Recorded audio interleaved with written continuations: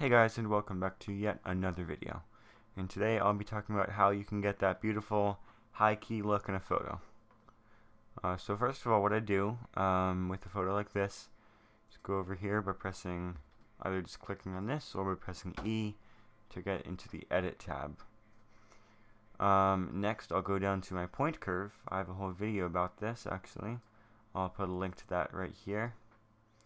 And then I'll just make that subtle S curve. Makes my photo pop a little bit and give a little bit more detail in these shadows.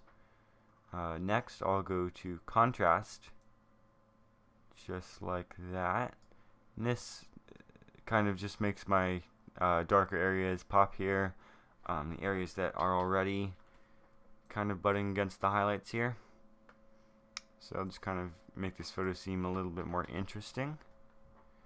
Now I'll go to the highlights.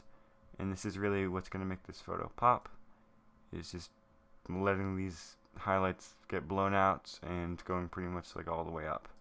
Something like that. Shadows, maybe, I mean with a photo like this I like to just look at all the options and go through all the sliders, so I'll leave it somewhere around there, just to see a little bit more in here. The whites, this is also definitely going to help get this look.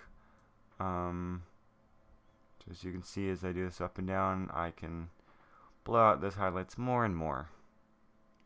But I'll probably just stay somewhere around +10. Blacks, these are also going to give a little bit more detail in the shadows, as you can see. So I'll do this slightly up. This will kind of help balance the darker areas with completely white areas. Next, I'll go down to color.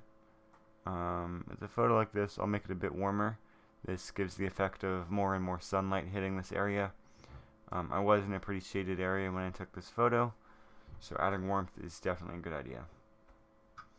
Next, to get these really green mosses and leaves in this photo to pop, I'll increase my vibrance and decrease my saturation.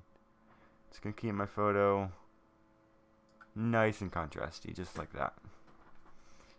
And we can see the overall progress by clicking backspace on our keyboard, which is the original and what we have so far.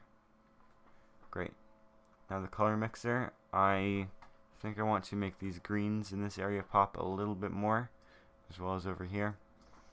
So I'll just zoom back out and go over to the greens, make them slightly more saturated, and I always like to look at the colors.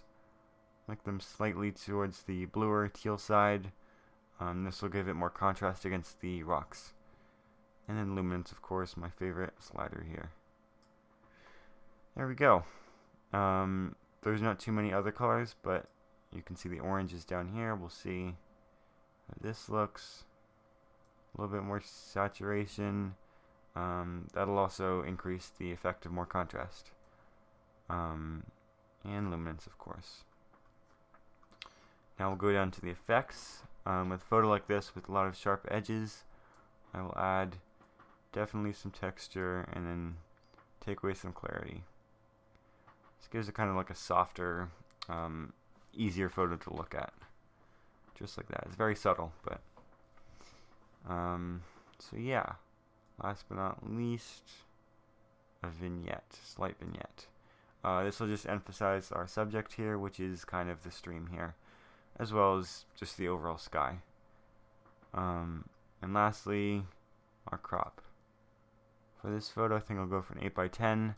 There's not enough information up here, so I think I'll just cut that area out entirely and go with something like that.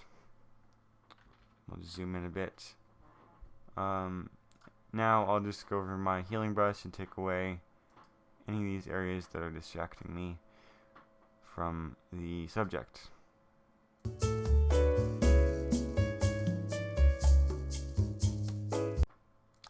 Great.